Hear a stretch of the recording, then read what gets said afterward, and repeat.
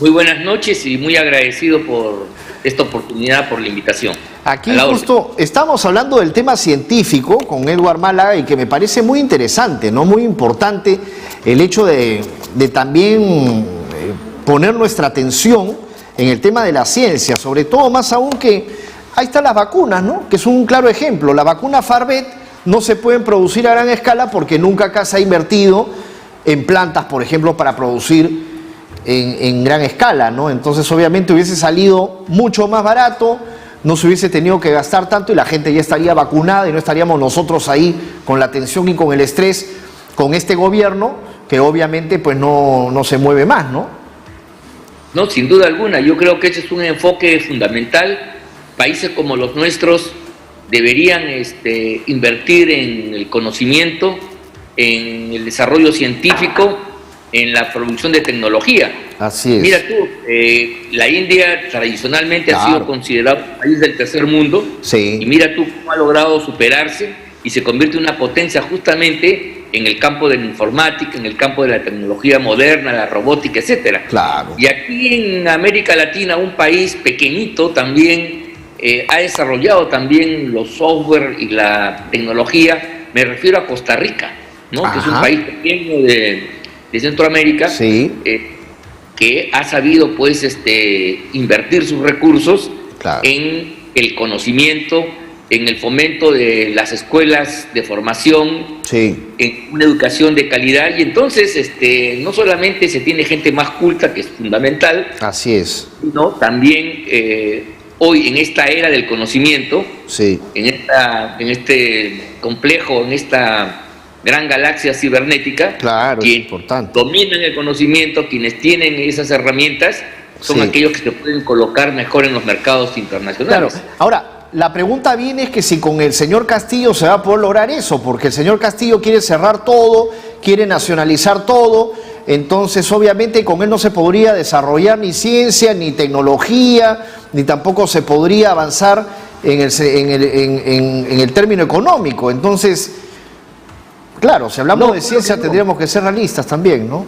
Claro que no, porque inclusive nos degrada a niveles de la casi sobrevivencia. Si tenemos como ejemplo lo que viene sucediendo en Venezuela, que es el paro, que es la línea, el horizonte de desarrollo que propone para países como nosotros, evidentemente, luego de 20 años y más de este experimento radical, revolucionario, los resultados están a la vista. Así es. El hecho de que tenga una migración, la segunda en el mundo después de Siria, eso que en Siria había una guerra civil, una guerra devastadora, revela pues que el fracaso rotundo de este tipo de políticas que ahora se pretenden ser emblemáticas y guías para países como el Perú. Exacto. Creo que además de otros temas de naturaleza jurídica, la lucha por la sobrevivencia, que es una cosa fundamental de todo ser humano, debiera ponerse por delante y no permitir que la situación de pobreza se multiplique, se haga más aguda y que estemos en una situación pues lamentable, que tengamos que exportar ciudadanos porque en el Perú no pueden ni siquiera comer ni trabajar. Ahora, la realidad es pues que tenemos a dos candidatos. Uno es el señor Pedro Castillo, ¿no?, de izquierda radical, comunista, con ideologías marxistas, leninistas. Cerrón es su líder y Cerrón es el que manda.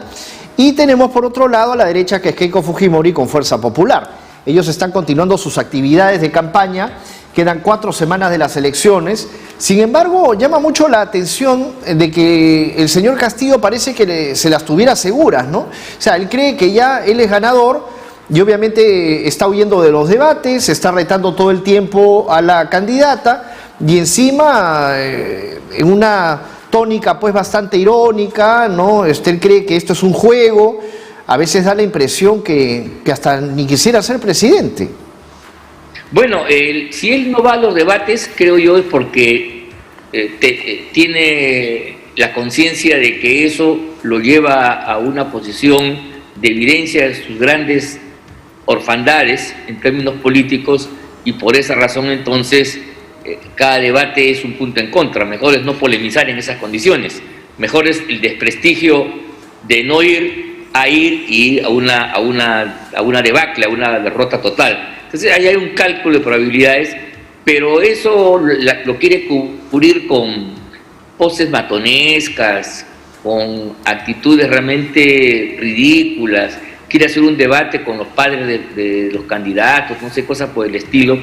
Y eso pues creo que debe convencer inclusive al elector medio y a la gente menos avisada que quien se comporta así es porque no tiene nada que ofrecer ni decir. Y entonces esto debería llevar a meditar mejor el voto. Yo tengo la impresión de que el señor Castillo es, en este caso concreto, una persona que tiene muchas carencias. Creo que su discurso político, su plan de gobierno así lo testimonia, pero no estamos aquí solamente votando entre candidatos buenos o malos. Yo creo que hay que ir un poquito más al fondo y ver que independientemente de las personas que están en la cancha, que están en liza en este proceso electoral, creo que lo más importante es ver las opciones, porque Keiko Fujimori, con todos los defectos que cualquier persona en su legítimo derecho le puede imputar, los errores que haya cometido, grandes o no, es una opción que lo que nos plantea es mantenernos en un régimen democrático y dentro de ese esquema realizar su gobierno y al cabo del mismo, aplicándose el principio de la alternancia, dejará el cargo y habrá otro gobierno que nazca de la voluntad popular. Claro. En cambio, el señor Castillo, y al margen de sus estropicios lingüísticos, al margen de los errores, al margen de las carencias, nos ofrece una alternativa de sumo riesgo para la democracia peruana. Pone en peligro la existencia de la República, puesto que, basándose en la desesperanza de millones de peruanos, que es un hecho cierto, les ofrece una salida que en otros países ha significado la catástrofe económica y social. Ese es el tema, aparte que rompe con las reglas fundamentales de un régimen constitucional de derecho, y esto significa entonces que las libertades públicas, que los derechos fundamentales de la gente van a estar en una constante amenaza, van a ser objeto de violaciones sistemáticas, y como las reglas fundamentales que nos permiten vivir en libertad van a ser conculcadas, ni siquiera vamos a tener los mecanismos para poder ejercer la defensa de nuestros derechos. Este es el tema de fondo. Eso es lo que está en juego. Dos opciones. Una que nos plantea, con todos los problemas que pueda significar el mantenimiento del régimen democrático, y otro que plantea su clausura como condición de llegar a un paraíso que para muchos países ha sido simplemente un infierno. Ahora, señor Delgado, hay algo que también preocupa, obviamente, y es el tema de los debates, porque el principal árbitro, que es el Jurado Nacional de Elecciones, con el señor Salas Arenas, quien debería de organizar, de poner orden, de ocuparse sobre el tema, no lo hace. Y si sale prácticamente como que da la sensación esperando a que el señor Castillo acepte. Entonces, obviamente, es lamentable decirlo, pero particularmente no confío en el Jurado Nacional de Elecciones, lamentablemente, y ya estoy dudando hasta de la OMPE.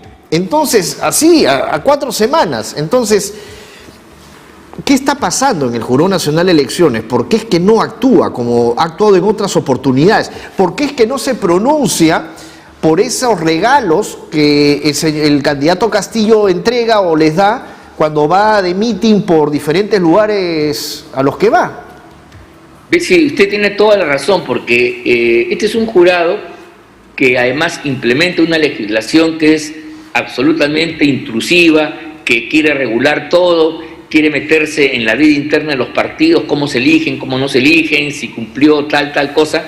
O sea, llega a un detallismo ridículo. En las hojas de vida le pide a la gente una serie de requisitos y condiciones con una meticulosidad, con una visión de lupa detectivesca. En cambio, en los temas de fondo, por ejemplo, por el debate que debiera ser una oportunidad para que el público termine de informarse y pueda cotejar la naturaleza de los candidatos que están en competencia, ahí guarda un silencio que no es prudente, sino cómplice, porque creo yo que en última instancia, esta apariencia donde el señor Castillo hace lo que le da la gana y no hay poder que lo controle, no es solamente una medida unilateral de Castillo, sino tiene alguna suerte de consentimiento por parte de las autoridades. Yo soy de los que creo que la cancha ha estado siempre inclinada contra aquellos candidatos que han planteado la recuperación plena de la democracia. El vizcarrismo, este gobierno de lagarto, mafioso e incompetente, es un gobierno que le ha abierto la puerta y le ha puesto alfombra al señor Castillo, a Cerrón y el Movadef y todo lo que significa. Ellos son los que han creado las condiciones. Eso tenemos que tenerlo muy claro. Y por esa razón, entonces, ahora vamos a ver cómo el Partido Morado, cómo el señor Salaverry y el propio Vizcarra van a sumar filas, como lo ha hecho ya la señora Verónica Mendoza, por supuesto, en un acercamiento que para algunos les parece una cosa extraña, pero para nosotros que sabemos más allá de los discursos, más allá de las palabras, más allá de los dichos y diretes, que hay una convicción profunda que es esencial. O sea, que se junten estos es porque Dios los crió y ellos se juntan justamente, y no hay que hacer mayor cuestión, que tengan diferencias. Ve usted, todo el mundo tiene diferencias. O sea, en torno a Keiko Fujimori no todos tenemos que estar de acuerdo ni con su trayectoria ni con su programa, ¿no? Es totalmente distinta a otros partidos democráticos que ya le han expresado su adhesión, pero todos coinciden en ¿qué cosa? En la defensa del régimen que garantiza las libertades. Ese es el tema de claro, la democracia. En cambio, en la gente de Castillo, en cualquiera de sus versiones, en las más duras y en las más light, hay un afán de destruir el régimen existente y construir uno nuevo que en el fondo, más allá de las palabras, es opresivo y lleva a una nueva escala en la pobreza generalizada para los habitantes de un determinado país. Y que quede, exacto, y que quede claro para el televidente, para la ciudadanía, para la gente que nos puede ver a esta hora, que nos está viendo, que acá no hay ningún tema, de que uno quiere defender solamente a uno y que a la otra. No, acá el tema es que o uno es cómplice del chavismo, ¿no? Del madurismo, de la represión, de la dictadura, de atarnos todo el tiempo, de no poder ser libres, ¿no? De cerrarle la puerta al mundo, o nosotros realmente apoyamos a que el Perú pueda seguir manteniéndose y desarrollándose y camino después del Bicentenario a ser líderes en Sudamérica, ¿no? En Latinoamérica. Entonces, obviamente, claro, acá la discusión no es mucha, o sea, acá la cosa para mí está clarísima. Acá se opta por el radicalismo, por volver a los 80s, pero con chavismo y madurismo, o nosotros avanzamos. O sea, y esto es realmente, me parece a mí que hay que ser responsables, y yo siento que sí, esa es mi tarea como periodista, le digo, señor Delgado, o sea, yo siento que no estoy haciendo ningún mal, al contrario, estoy como avisando, como informando, advirtiendo, y lo que yo siento y pienso es, creo, lo que comparten muchas personas, ¿no? No se puede ser cómplice, por más periodista que uno sea, tratando de hacerse el imparcial en estos momentos, porque estamos en peligro, es clarísimo. El señor Cerrón tiene un antecedente terrible, o sea, es de lo peor, y hay que decirlo. Él es el que está detrás de todo esto. O sea, ¿cómo se puede avalar eso? O sea, no, para nada. Vea usted, en estas elecciones no estamos nosotros juzgando las propuestas de los candidatos, así simplemente es, podría parecer. Claro. En ese sentido, no son unos comicios normales en los cuales la gente escoge, me parece, un programa, otro programa. La pluralidad política hace que dentro de un régimen, dentro de un orden democrático, se puedan resolver los problemas. Así es. Pero dentro del orden democrático, esto es jugar con determinadas reglas que todos respetamos. Exacto. Vamos a hablar deportivamente, si me permite, Mario. Por favor. Vamos a hablar de fútbol, ¿no? Puede haber equipos mejores y peores, a tácticas más inteligentes y menos afortunadas, pero todos juegan con las reglas. Pero si viene de repente alguien que en un partido de fútbol quiere jugar Cachascán, o fútbol americano, quiere meter goles con la mano, quiere hacer del foul virtud, Claro. y cambia la regla de juego, el periodista tiene que advertirlo. Claro. No estamos ante la competencia Así es. de dos propuestas que compiten bajo una misma regla de juego. La propuesta del señor Castillo, y esa es la principal de todas, es decirle al Perú, a la gente que convoca y que lo respalda, de que la única solución para sus problemas no es llevar a cabo tal reforma, tal mejora, tal servicio, no, sino hay que destruir el orden republicano que va a cumplir 200 años porque no sirve para nada. Ese es un orden de opresión que ha sido digitado por el imperialismo, por la gran burguesía, por los terratenientes, todo el discurso que conocemos, y en consecuencia hay que destruirlo. Por eso que la gran propuesta de Castillo, y que otros la hacen suya de alguna manera un poco más soterrada, es que hay que refundar el Perú. ¿Y cómo se refunda el Perú? Primero a partir de una nueva constitución que en lo fundamental, vea usted, le va a dar todo el poder al gobierno, al dictador, al presidente que se vuelve dictador, y permite ir al mismo tiempo que ese presidente pueda reelegirse cuantas veces le dé la gana, rompiendo dos principios: el principio de la separación de poderes, el equilibrio de poderes, y el principio de la alternancia, que son dos pilares de la democracia. Entonces nosotros no podemos estar de acuerdo. Mire usted, la democracia no nos libra de los malos gobiernos. Hemos tenido gobiernos muy malos, gobiernos terribles, pero cuando hay el régimen democrático y se respeta, usted sabe que la pesadilla dura 5 años, 6 años, el tiempo del periodo gubernamental. Si en Venezuela el señor Chávez hubiera reconocido el régimen de alternancia en el poder, sus estropicios hubieran durado 6 años, que es el tiempo de gobierno allá, y punto. Y después un nuevo gobierno, nacido del pueblo, hubiera enderezado las cosas y el daño grave hubiera sido circunscrito. Pero estos miserables, una vez que ganan el poder por la vía democrática, usan la democracia para su propio, se gobiernan autocráticamente, destruyen las reglas de la democracia y manejan las cosas de tal manera que pueden perpetuarse en el poder. Y eso es una traición a la democracia. Eso es jugar, repito, con otras reglas distintas a las reglas del sistema político en el cual estamos. Repito, eso es querer entrar a la cancha de fútbol para hacer box, cachascán, lucha libre, no sé qué cosa. Y eso es inaceptable. Inaceptable. Ha sido muy amable, señor Delgado. Muchas gracias por su participación.